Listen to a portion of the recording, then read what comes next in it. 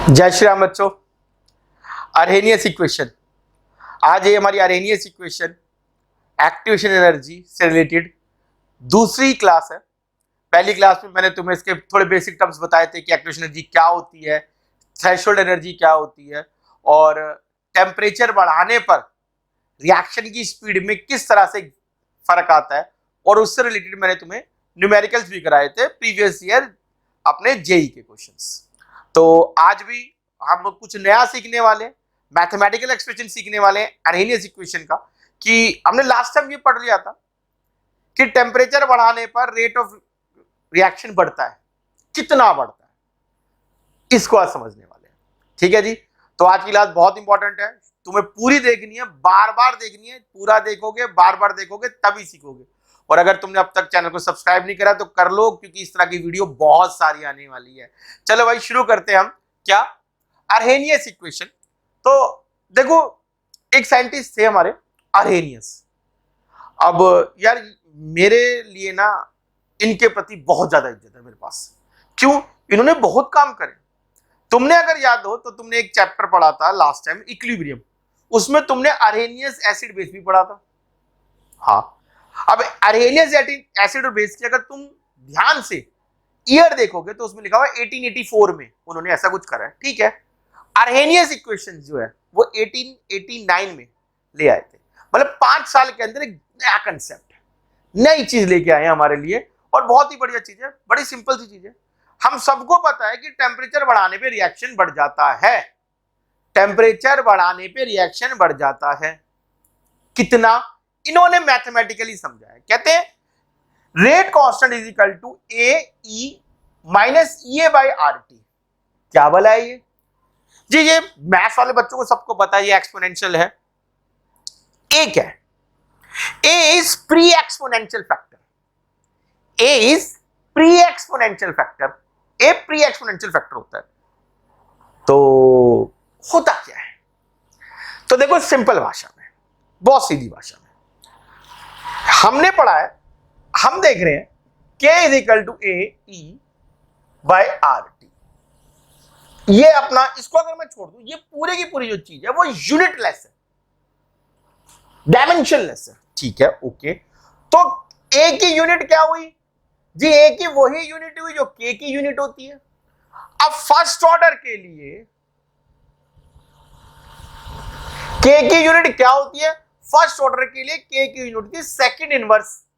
तो a की unit भी क्या होगी? Second inverse. अब सेकंड इनवर्स क्या होता है यार? सेकंड इनवर्स तो हर्ट्ज होता है। सेकंड इनवर्स क्या होता है?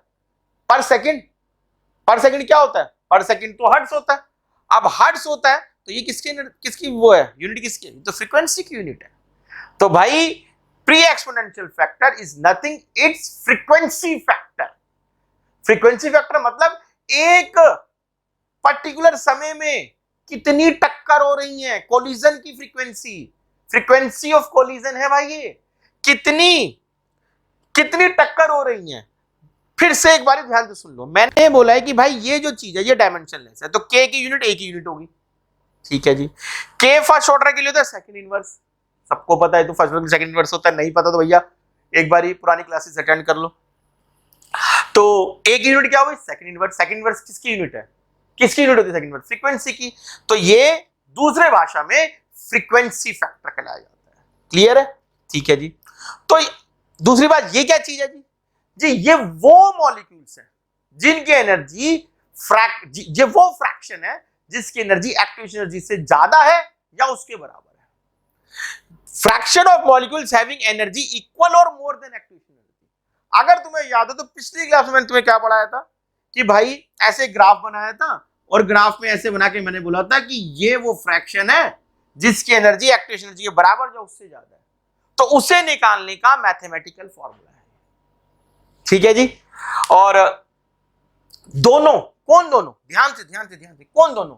ए frequency factor, pre exponential factor, और ई बोले तो एक्टिवेशन एनर्जी, दोनों मिला के अरहेनियस पैरामीटर कहलाए जाते हैं। क्या कहलाए जाते हैं? अरहेनियस पैरामीटर कहलाए जाते हैं। अब ये तो इसकी थ्योरी थी, मतलब ये क्या चीज है, इसमें इसको मैथमेटिकली कैसे न्यूमेरिकली यूज करने हैं और कैसे उसमें शॉर्टकट लगाने देखते रहो आगे। देखो अब इसको ऐसे तो यूज कर नहीं सकते, हमने क्या करा, इसका लॉग लगा दिया। तो ln a minus EA by RT। और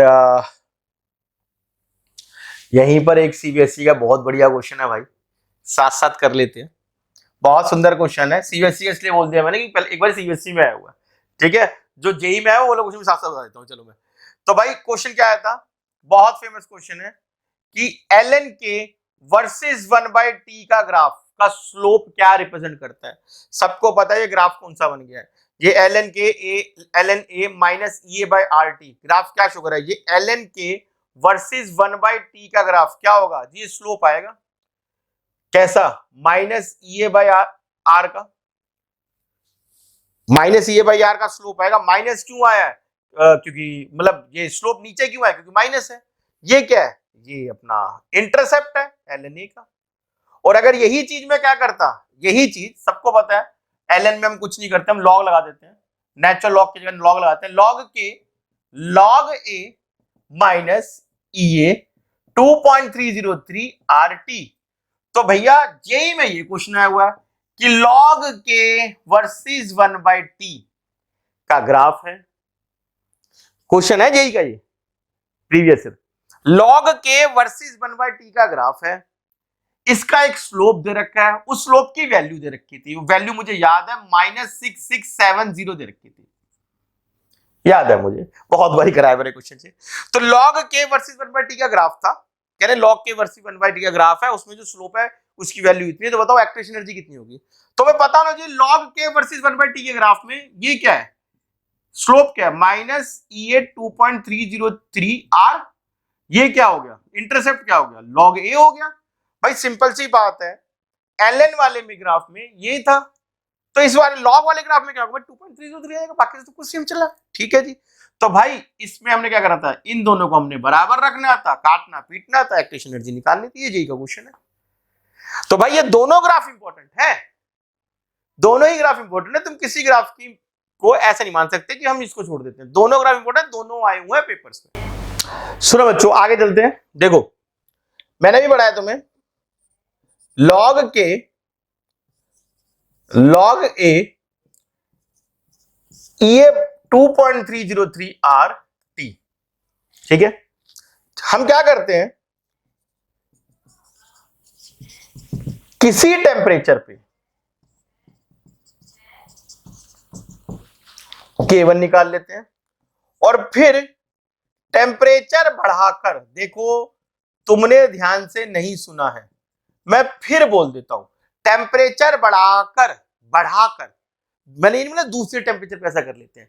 भाई बहुत ध्यान से सुनने वाली बात है यहां पर तुम एक बात ध्यान से सुन लो कि बाकी जगह पर कहीं पर भी पूरी साइंस में T1 T2 क्या होता है, initial final, T1 initial T2 final, यही चलता है। इस क्वेश्चन में नहीं चलता, यहां पर तुमने ये इनिशियल फाइनल करा तुम खत्म।